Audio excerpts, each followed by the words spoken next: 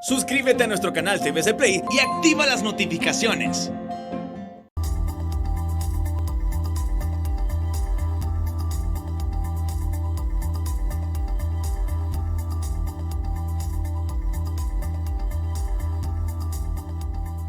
Muy buenas, bienvenidos al banquillo, gracias por estar con nosotros, les saludamos desde TSI.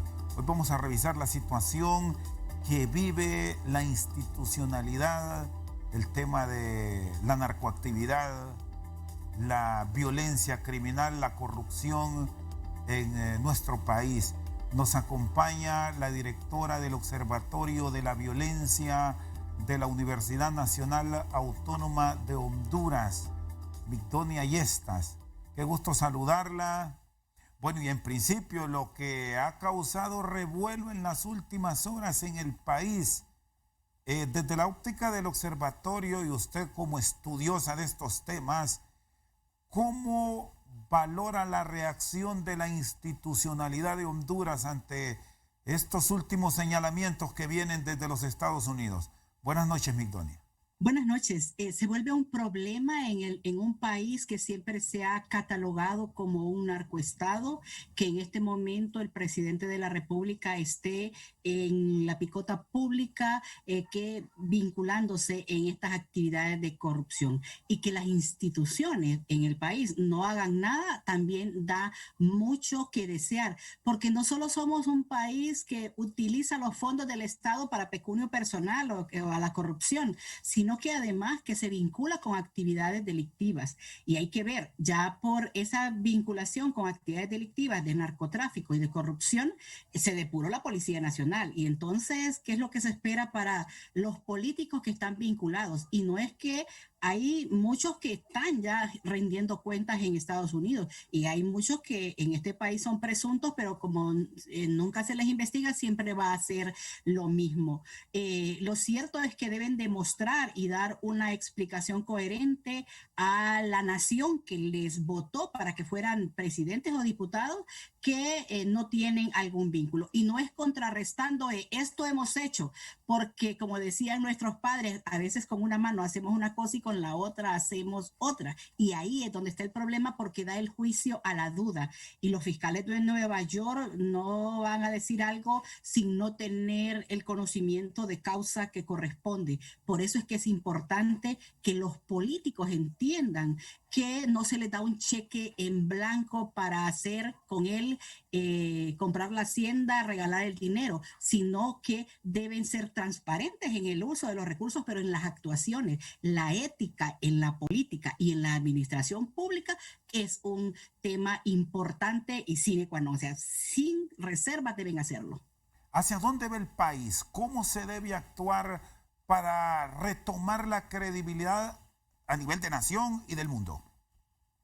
El país, si tenemos todos estos problemas de narcotráfico, de corrupción, de criminalidad organizada transnacional, porque también es trata de personas, homicidios, muertes violentas, un país que según la encuesta de percepción es un país inseguro, y lo dice la gente, entonces deben establecerse estrategias, porque de lo contrario vamos a un estado fallido. Y ojo, el estado fallido ningún país lo establece, porque es evaluarse ellos mismos o ponerse un alfiler en su propio ojo, y eso no siempre lo hacen. Pero cuando las instituciones fallan, no dan cuenta, no se administra la justicia y la inseguridad se vuelve un problema en el país, entonces vamos a ese estado o vamos a un país donde nada funciona y todo el mundo puede hacer lo que quiere y creyendo que eso es lo mejor. Por eso es que el estado fallido es el que más como instrumento le cabe a un país, cuando las instituciones y los que las hacen funcionar, los funcionarios, no hacen lo que corresponde. Se vuelve un problema en un país que ofrece las condiciones para tener una mejor suerte. Bueno, primero fue la policía preventiva, ahora son las Fuerzas Armadas que se mencionan, que se vinculan a estos hechos que ensucian el nombre del país. ¿Cómo se debe actuar? ¿Cómo se debe reaccionar por parte de la nación para lograr la transparencia? Mire, primero fue pedidos de extradición de policías, de políticos, de empresarios, y ahora están diciendo de las Fuerzas Armadas. Y vean, ¿qué es lo que deben hacer? Dar un paso atrás, así como lo hacen las Fuerzas Armadas cuando creen que están involucradas. Dar un paso atrás y decir, deponemos o investiguenme cuando una institucionalidad funciona. Vea, se depuró la policía por menos de eso y vimos que hay 7 en promedio de extraditados, más bien entregados a la justicia de Estados Unidos, porque ninguno, solo a uno de Danlí fue al que extraditaron. Precisamente por el vínculo con el narcotráfico y se declararon confesos, ¿ah? O sea que ahí hay mucho más que analizar. Por eso es que es importante que deben actuar con absoluta transparencia, deben entender que a las instituciones del Estado no se va para ver cómo se puede desarrollar un negocio, una oportunidad de negocio, sino que se va a lo que establece, a servir a la población. Son servidores públicos y por lo tanto deberían tener mejores actuaciones y no es ir a aprovecharse de ese puesto para después o venderle cosas al Estado o establecer redes de corrupción y de narcotráfico. ¿Es preciso hablar de un sistema de depuración o ya siente que las Fuerzas Armadas sí han ido limpiando la institución a lo largo de los últimos años cuando se presentan este tipo de denuncias? ¿Qué ha logrado establecer en sus procesos de investigación y de análisis el observatorio de la universidad? Hay que entender que las Fuerzas Armadas tienen un tema de transparencia que no siempre brinda información y que no siempre se sabe qué es lo que están haciendo ni cómo administran sus recursos. Eso es importante. Ellos establecen que han ido depurando ese proceso. No hay mucha injerencia de la sociedad civil en las actuaciones de las Fuerzas Armadas y ahí hay un trabajo que hacer porque ya con Carlos Roberto Reina se logró que dieran un paso atrás. El Plan de la Prosperidad también establecía eso, pero lejos de que las Fuerzas Armadas dieran un paso atrás hacia sus batallones, lo que hizo el presidente Hernández es ampliar su acción a trabajar con seguridad ciudadana y no solo defensa como corresponde. Por lo tanto, se crearon muchos batallones de la Policía Militar del Orden Público y más de 6,000 personas que entraron al ejército precisamente para prepararse. Ahí es donde hay todo un trabajo que se debe realizar, pero cuando son llamados y cuando son requeridos o que son mencionados en Estados Unidos, deberían dar la cara, porque ahí es donde se limpia la imagen de cada una de las personas. Tenemos un país tan pequeño que todos nos conocemos y muchas veces se sabe quién es quién en círculos específicos. Y ahí es donde es importante hablar de esa transparencia, de esa rendición de cuenta que no siempre se logra, aunque diga y contrarresten. Esto es lo que hemos hecho en función del narcotráfico y esto es lo que dicen aquellos que son criminales. Es que con una mano podemos hacer unas cosas y las otras negativas con la otra. Y ahí es donde es importante entender a la ciudadanía que cuando aceptan dinero producto de lo que sea de un político, no saben de dónde lo están recibiendo. Y ya se ha visto que en años anteriores ya hablan de 1 millón, 1,5 millones, 2 millones, ahora $25,000 para un político. Y eso significa que tuvo que trasladarse a las campañas políticas. Y eso es regalar dinero a la gente. Y los que son cristianos o los que tienen ética y saben que recibieron un dinero de un político, entonces la pregunta es, ¿de dónde salió ese dinero? Y ese puede salir de la corrupción. Y ya una organización dijo que quizá el dinero de los hospitales móviles, este acto de corrupción que es la demanda de dónde está el dinero, va a trasladarse o está regresando para las campañas políticas. Ahí es donde está el problema. ¿Y a dónde vamos? Es que los ciudadanos debemos tener la suficiente conciencia social para votar por los más honestos. Solo así vamos a cambiar el país.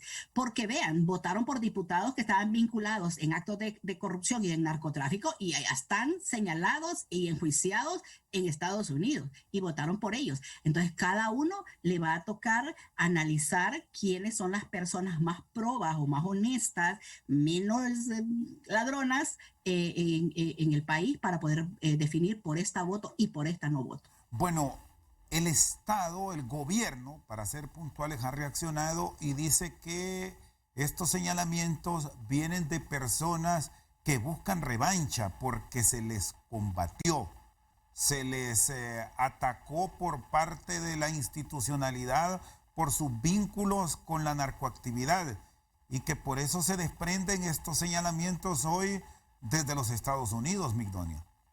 Pero ahí hay un tema interesante. Dicen que no tuvieron vínculos, hay fotografías que lo demuestran, que no recibieron dinero, bueno, hasta tarjetas de crédito les dieron a los partidarios en momentos específicos en este país. Se les responde a las autoridades porque han dicho también que son personas que no tienen el crédito porque son delincuentes confesos. Pero ¿a dónde confesaron? A una fiscalía en Estados Unidos, y ahí estamos hablando de una de ellas, es la de Nueva York. Pero la pregunta es, ¿los fiscales son delincuentes? Los que están acusándolos, porque ya no son los que acusan o los que dicen que esto está pasando, no son los narcos que están privados de libertad allá, son los fiscales que ante la prueba que tienen, establecen quiénes son los CC o los co-conspiradores, llámese 1, 2, 3, 4, 5 y demás. Entonces, comparar eso, y también han dicho que es la pugna entre los carteles o entre mafias, que hay una liberal y otra nacionalista, que una se entregó a vista de que querían matarlos a todos y que prefirió entregarse en otro país, y que la otra la capturaron, y por eso es que a ese jefe de la Policía Nacional lo sacaron casi de forma deshonrosa, aun cuando vive en Estados Unidos de forma honesta y honrada. Entonces, ahí es donde es esas preguntas que también lo que deben demostrar es con hechos que no están vinculados, pero además presentar de Estados Unidos, porque no lo están requiriendo aquí. Aquí son personas que no tienen ninguna mención en una investigación criminal, son papel blanco donde se va a escribir cualquier cosa, y es en Estados Unidos lo que les están preguntando y que están vinculándose. Por eso esos supuestos a donde deben desvirtuarlos en primera instancia es en Estados Unidos, porque el problema de Honduras es que no se les investiga. Aquí tienen todo en sus manos y el poder les ha dado para hacer y deshacer con el país, que a quien nos afecta es a todos nosotros y nosotras, los honestos, que queremos una mejor fortuna para este país. Migdonia Ayestas, coordinadora del Observatorio de la Violencia de la Universidad Nacional Autónoma de Honduras, con nosotros al banquillo. Hacemos una pausa y ya regresamos.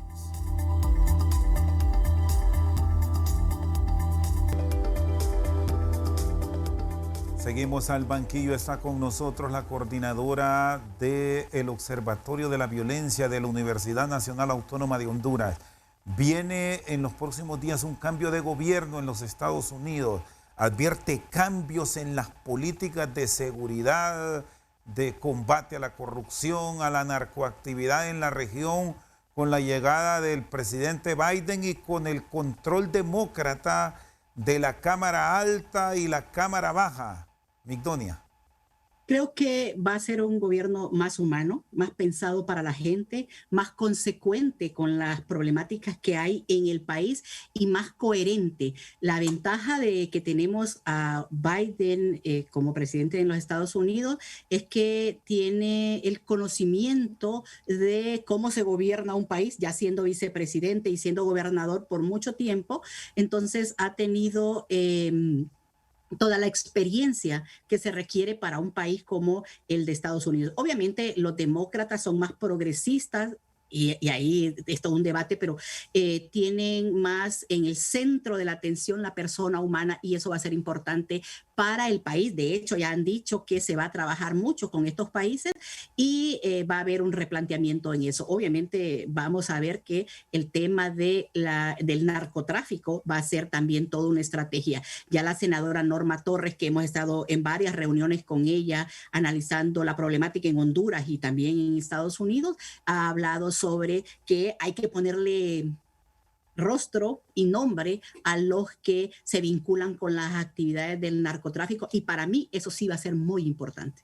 ¿Qué otras áreas sientes que se pueden potenciar en la región que se ha visto señalada por muchos otros temas?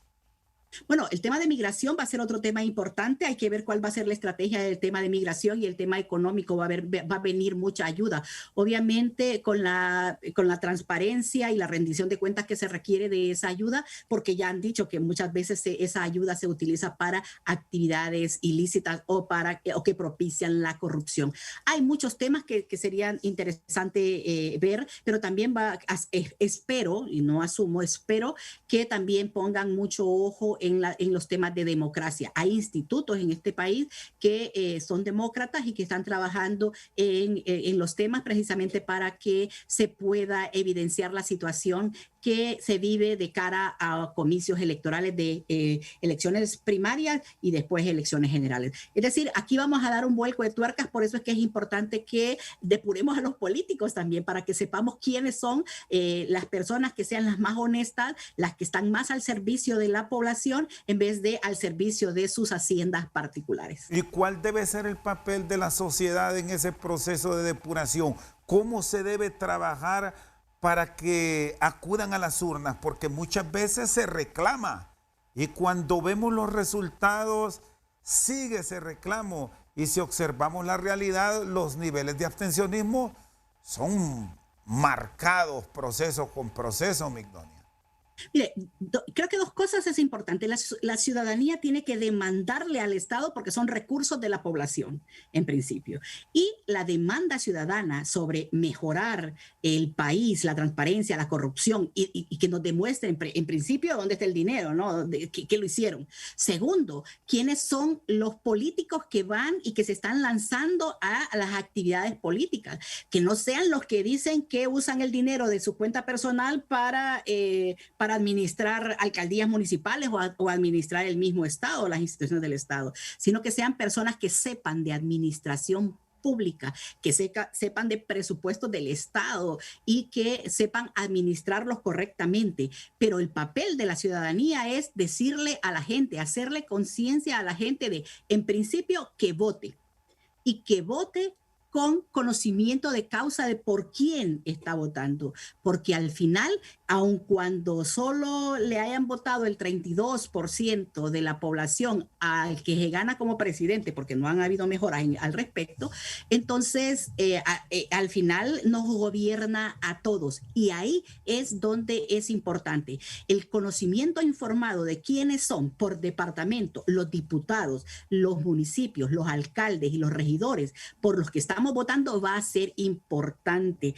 para que estos que les pasen el escáner y que no estén vinculados con actividad delictiva en el saqueo de los recursos del Estado, y además que sean personas honestas, que van a administrar bien los recursos del Estado. Por eso es que como ciudadanía y población en general, no solo es ver qué partido político va a ganar, sino que qué político es el mejor para que nos gobierne, para que nos saque de este atolladero que nos tiene, de estas Honduras que merecen mejor suerte, porque ya decíamos, un país inseguro, un país violento, un país corrupto y vinculado con el narcotráfico, ya aparecen las 7 plagas de Egipto, porque podemos seguir sumando más temas y problemas que hacen que nos veamos como uno de los peores países. ¿Qué debemos reclamar? Sí, ¿qué debemos reclamar, Migdonia, como sociedad para no tener más de lo mismo? Ahora que estamos el 23 de enero a arrancar una campaña electoral primaria e interna que nos va a marcar la pauta de lo que nos espera en el mes de noviembre. Dos cosas importantes, creo yo: que perfilen quiénes son. A nivel de departamento, la gente, y ya que usan muchas las redes sociales, que digan, este es el diputado tal, tiene tales empresas, tiene tales actividades y demás.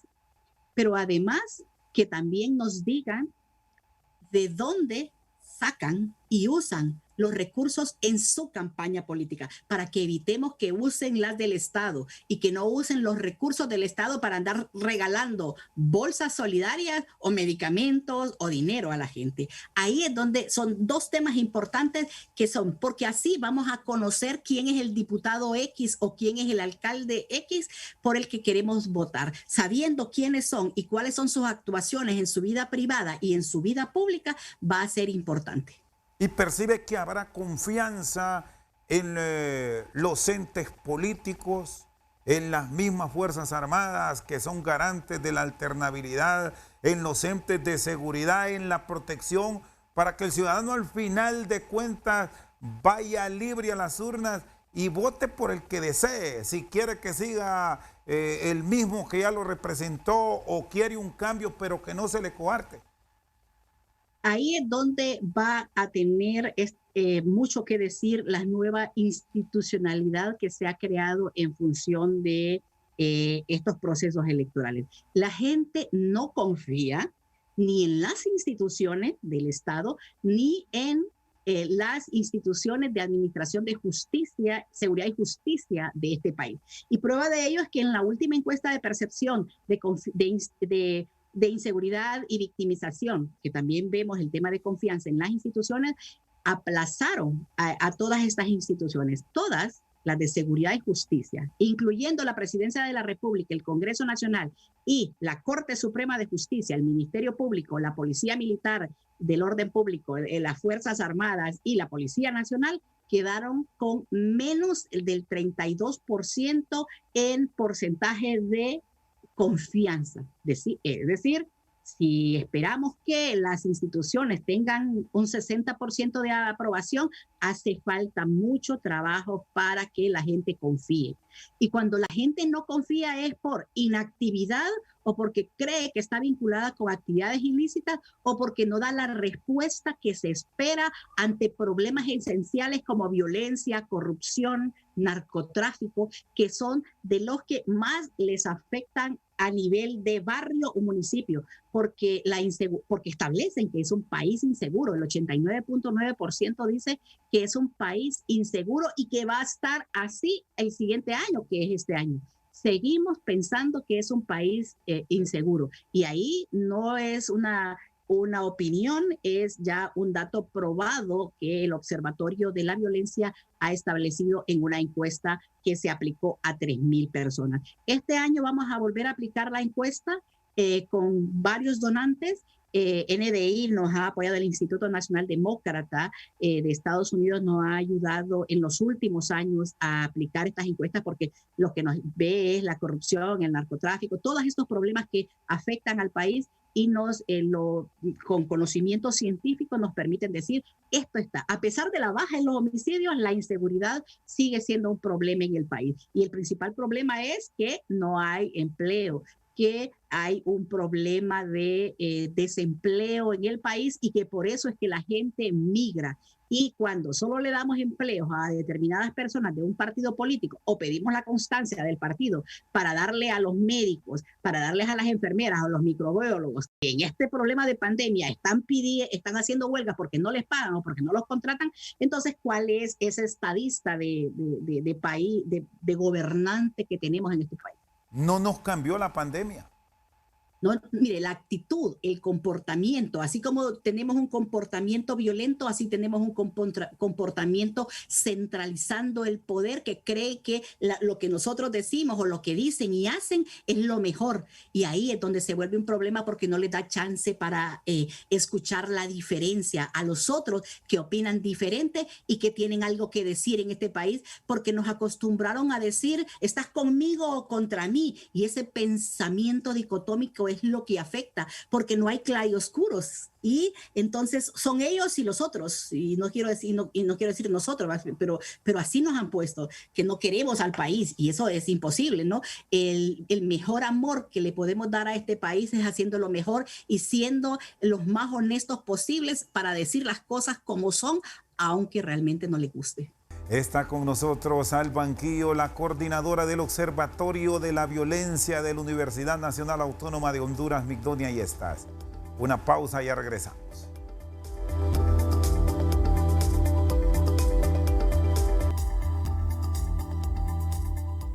Seguimos al banquillo, está con nosotros la coordinadora del Observatorio de la Violencia de la Universidad Nacional Autónoma de Honduras.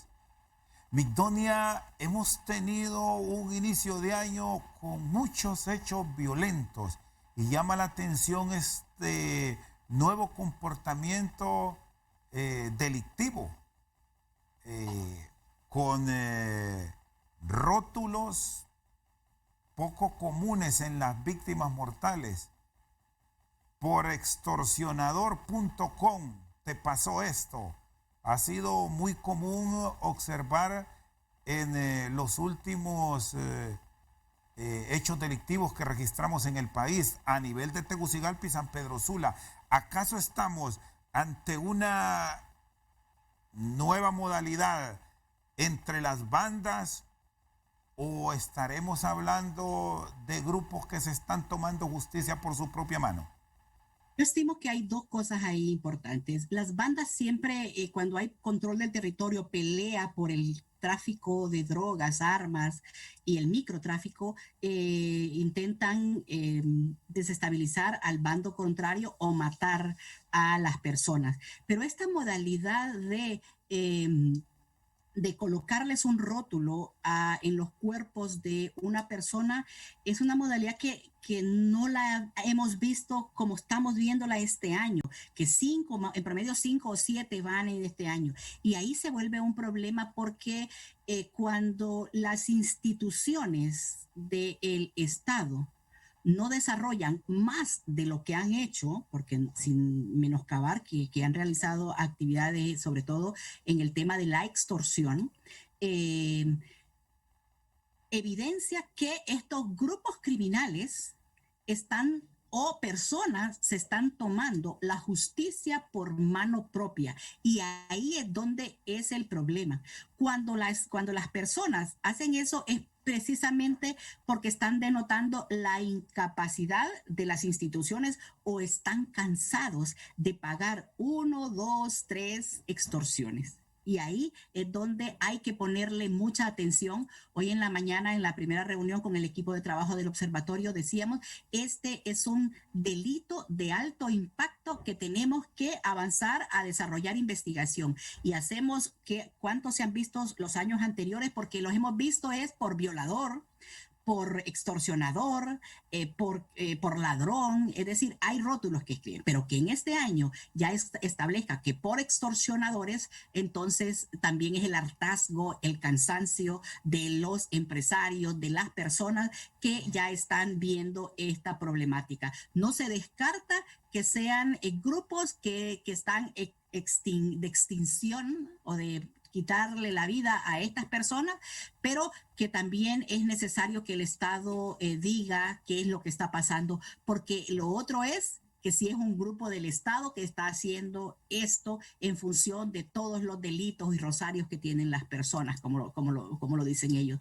Ahí se vuelve una problemática porque junto al narcotráfico se vuelve una amenaza a la convivencia pacífica que todos esperamos, pero también que está vulnerando esas instituciones porque, como ya decía, ante la incapacidad se arman estos grupos que pueden ser de cualquiera, y no quiero ponerle un nombre como lo hacen en los otros países, que están quitándole la vida a estos que están vinculados en actividades delictivas. Se vuelve un problema porque propicia la no actividad de las instituciones, propicia el que estos problemas estén pasando. Y vea que esto es un tema en México, en Colombia, del narcotráfico. Les colocan rótulos, pero también hay narcomantas que mandan los mensajes y cuídate, Mencho, cuídate no sé quién, en mantas que colocan en plazas públicas o en las entradas de municipios.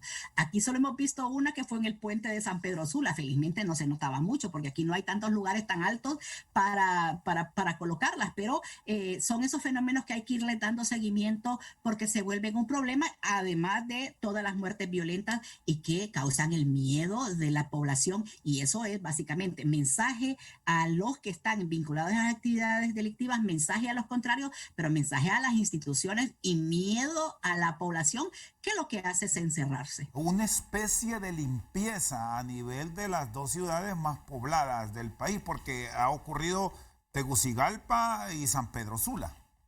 Y por eso es que yo no quise ponerle un nombre, porque limpieza social muchas veces se vincula a que el Estado mismo es el que está mandando a matar a estas personas precisamente porque ya están cansados de capturarlos y que los dejen libres, de capturarlos y que se escapen. Entonces ahí se vuelve un problema, por eso es que es importante que la institucionalidad de seguridad y justicia funcione, que investigue más y que dé cuenta y dé resultados para que sean vinculados a procesos con sustentación de pruebas y que sean judicializados. Solo así es que este fenómeno va a pararse, porque de lo contrario vamos a seguir viendo más personas vinculadas en sábanas, en mantas, en cajas y demás, con rótulos que dicen por qué se les quitó la vida. En este caso, ¿cuál debe ser el rol de la policía de investigación, la DPI? La DPI lo primero que tiene que hacer es investigar qué está pasando en Tegucigalpa, San Pedro Sula, Tela y La Ceiba. ¿Por qué en esos municipios que también son muy ligados a la extorsión, al narcotráfico y al microtráfico de drogas y que también propician mucha migración al exterior y que hay muchos problemas sociales y en este momento más después del huracán ETA y Iota y con la problemática de la pandemia, entonces se vuelven municipios que se vuelven altamente violentos, pero altamente preocupados con la problemática social y económica del país. Ahí es donde se debe desarrollar mucha y mejor investigación científica criminal, porque tienen que dar paso con la sustentación de pruebas a la especulación, porque cuando no tenemos respuesta de muchos hechos, ahí es donde se vuelve, porque se siguen repitiendo. Y ya en Honduras se estableció un informe que decía nunca más, pero ese nunca más se sigue repitiendo año con año. ¿Cuál debe ser el trabajo a desarrollar por los entes del Estado para evitar que estos índices que lo dio a conocer el Observatorio de la Violencia, Migdonia, el año pasado presentaron una baja considerable, pero con estos inicios violentos del año y con estos hechos que se están volviendo común cuando encontramos estos rótulos, genera una alarma en un año que habrá mucha actividad de país porque tenemos las reaperturas en medio de la pandemia, tenemos la actividad política que de una u otra forma provoca que la gente salga. Creo que hay temas importantes. Cuando establecemos que la policía debe ser una policía comunitaria, debe estar cercana a la ciudadanía, apoyando las organizaciones comunitarias y no siendo parte de los que creen que las organizaciones de la sociedad civil no sirven o solo parte de ellas son buenas. Escuchándolas, trabajando con las personas, con las organizaciones, con las otras instituciones. Pero un tema que no se puede descuidar es que la policía tiene un ente de investigación criminal que debe trabajar y hacer lo que corresponde para dar cuenta de que estos fenómenos sociales que impactan y que se vuelven un problema en la población y en la sociedad y en el país tengan la respuesta que corresponde. Por eso es que sustentar bien la prueba y definir qué es lo que está pasando y no solo salir al paso para decir estamos investigando, porque realmente como ciudadanía y como afectada de la violencia siempre ya nos cansamos de decir estamos trabajando. Y luego lo otro, que es lo que nos afecta como observatorio, es ser más transparentes en la información, porque después quieren que justifiquemos la baja de homicidios cuando no son transparentes y cuando tenemos que agregarle muchos de los casos. Si ves, por eso es que el observatorio proyectó una tasa entre 37 y 40. La policía ya dijo que era 37.5 por cada 100,000 habitantes la tasa, pero realmente hay muchos casos que hay que incorporar a esos datos que tiene la Policía Nacional. Y ojo, no hemos terminado y cerrado el año 2020 en el proceso de validación. Estamos hasta el mes de agosto, septiembre en ese proceso. O sea, hace falta mucho más para decir que la tasa es esa que tenemos. Bueno, que haya estado gran parte de la ciudadanía en confinamiento, bueno, y aquí se encerró de todo, que ahora se haya salido, ¿qué provoca? ¿Cuál es el estudio que han hecho para que ciertas actividades de Lampa se estén disparando, Migdonia? Mire, cuando analizamos las muertes, y ahí nos gustó porque queríamos demostrarle a la ciudadanía que eran muertes por causa externa y muertes naturales. Y por eso es que hicimos un estudio sobre el COVID versus homicidio. Mire, en Honduras han muerto más personas por homicidio que por COVID. Y vea toda la estrategia que se ha montado para el COVID, que la tenemos que respetar, obviamente, sí, porque en eso se nos va la vida y casi si la vemos al principio invisible y después las causas de no respiración y demás se vuelven un problema. Pero cuando se nos encerró, fue propicio para que en el hogar se dieran otros tipos de violencia, como la violencia doméstica, como la violencia intrafamiliar y como las agresiones sexuales y violencia psicológica hacia los más vulnerables, y llamo mujeres y niñas en esto. Se aumentó la violencia doméstica y la violencia intrafamiliar en época COVID, y eso en Honduras y en el mundo. Pero también los grupos de la criminalidad organizada aprovecharon, y yo llamo bandas criminales, maras y pandillas, narcotraficantes y demás, aprovecharon el confinamiento para seguir desarrollando su actividad criminal. Y ahí es donde se volvió el problema. Miren, en Honduras no es un problema de convivencia el que tenemos. O sea, no es que aquí no nos podemos relacionar. Si bien es cierto, las riñas interpersonales, la violencia doméstica y la violencia intrafamiliar tienen el segundo lugar, si los concentramos, de los posibles móviles en el país, el tema de la narcoactividad es el primer lugar.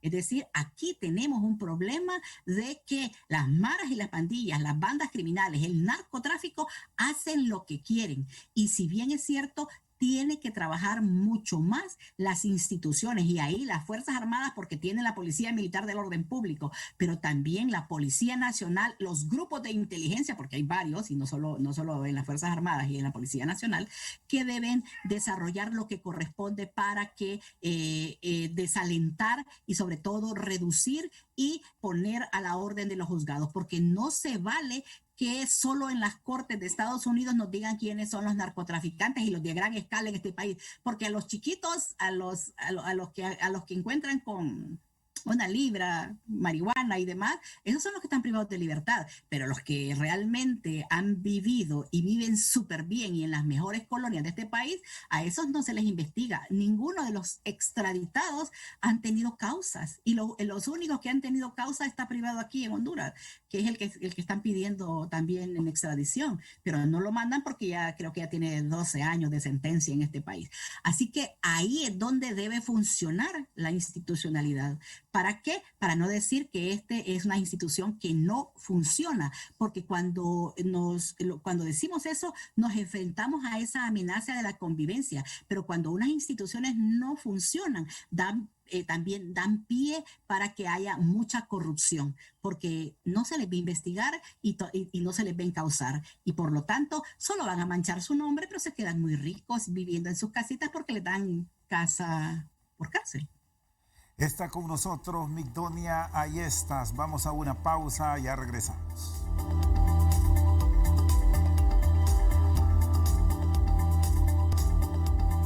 Seguimos al banquillo con la coordinadora del Observatorio de la Violencia de la Universidad Nacional Autónoma de Honduras, Migdonia Ayestas. Bueno, ya me hablaba del trabajo arduo que se tiene que realizar en ese combate a la narcoactividad y al narcomenudeo que estamos registrando en el país. Hay otro elemento que preocupa enormemente porque resulta difícil enfrentarle: la extorsión en el transporte público. ¿Qué falencias han encontrado para que esto no se corte de una vez por todas? En principio, el problema de la extorsión se ha vuelto un problema de grandes dimensiones porque se mueve mucho capital, y a pesar de las denuncias de muchos empresarios que dicen que pagan una, dos o tres a tres extorsionadores, no se han logrado erradicar. Sí sé que han habido golpes certeros y que han logrado demostrar que también hay muchos empresarios, bueno, no muchos, no sé cuántos, pero ya hay uno que está privado de libertad, que están vinculados. Ahí tiene que ser un trabajo muy coordinado entre la denuncia, los empresarios que apoyen ese proceso de investigación para que se dé cuenta de. Sé también que estos grupos anti-extorsión trabajan y son muy serios en el trabajo. Lo que pasa es que también la capacidad rebasa y ahí es donde es necesario poner más personal y mayores investigadores para que puedan llegar hasta los que realmente están viviendo de este problema que es la extorsión, porque hay barrios y colonias en el país que en pulperías, en negocios, en mercaditos que no son grandes y que muchas veces tienen que cerrar, les mandan a ver a cuánto es el flujo de efectivo que manejan diarios para saber cuánto es lo que le van a cobrar. Hasta ese nivel han llegado los extorsionadores. Se necesita pararlo y solo se puede parar a través de la denuncia y de la investigación y de la judicialización. Es un triángulo que necesita trabajarse precisamente porque se requiere darle la confianza a la ciudadanía, como ya lo establecen, de que es una denuncia anónima, que no se va a revelar la fuente, pero que se tiene que seguir trabajando en ese tema porque ya estos extorsionadores están ampliando sus acciones a municipios como los nuestros, como El Paraíso, como Danlí, donde está la cercanía de una cárcel de máxima seguridad, pero está en la capital, o sea, en todas las grandes ciudades donde hay mucho flujo de efectivo. Sin duda es un problema que también se tiene que ver desde quienes viven en las colonias y quién tiene la mejor casa y dónde trabaja, ¿no? Porque hasta cualquier persona ve que ahí vive fulano de tal o una persona X y dice, no trabaja, pero mire lo que se ha construido. Entonces la pregunta es, ¿de qué?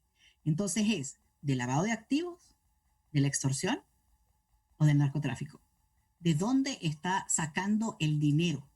Entonces, por eso es que es necesario desarrollar todo ese proceso. Por eso es que tiene que ir aunado una cosa con la otra. Trabajar con la sociedad civil, con la población, eso va a rendir el resultado de que se va a ampliar la denuncia y que esa denuncia que se interpone, se desarrolle la investigación y se ponga a la orden de los juzgados a los que realmente se aprovechan, no al mandadero, porque esos son bien fáciles de reemplazar, sino al que realmente vive en las mejores colonias producto de ese dinero ilícito.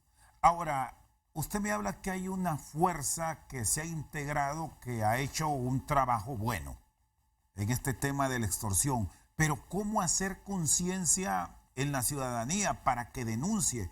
Porque muchas veces no se llega al final de la investigación por la falta de este elemento que es clave en el proceso de investigación. Parece que la ciudadanía todavía no rompe ese eslabón, no termina de creer. Una población va a tener confianza en la institucionalidad cuando ésta funciona, cuando da resultados, cuando se evidencia que lo que le dijo anónimamente las personas resulte el efecto de las capturas. Solo así se gana esa confianza y es el mucho trabajo que se debe establecer con instituciones y con organizaciones. Por eso es que reitero, no se vale que a las organizaciones de la sociedad civil o a las personas que opinen las vean como el enemigo interno, porque no estamos en doctrina de seguridad nacional. Aquí todos somos ciudadanos que queremos mejorar este país y el mejorar este país es escuchando, investigando, judicializando, dando los resultados que se espera.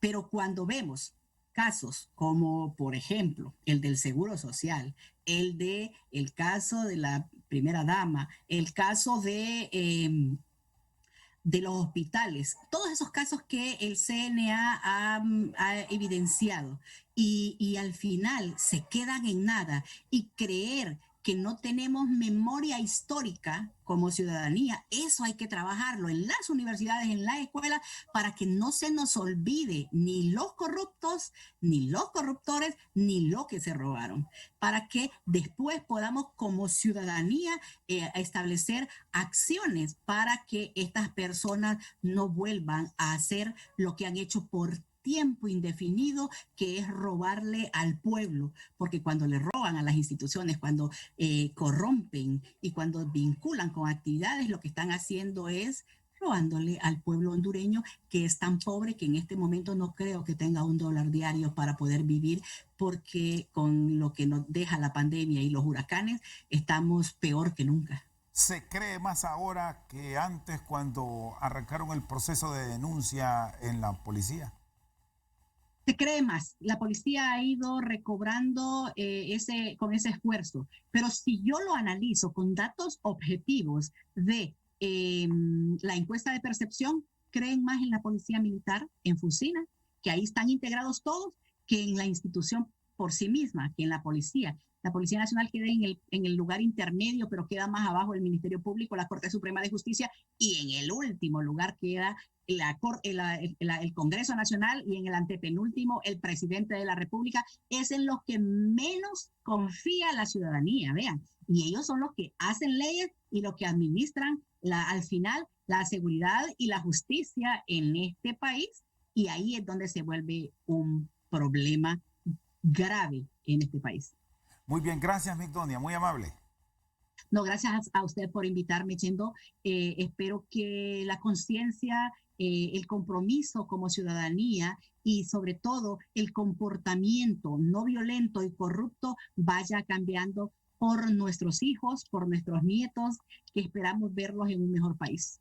Migdonia, ahí está, coordinadora del Observatorio de la Violencia de la Universidad Nacional Autónoma de Honduras, con nosotros al banquillo.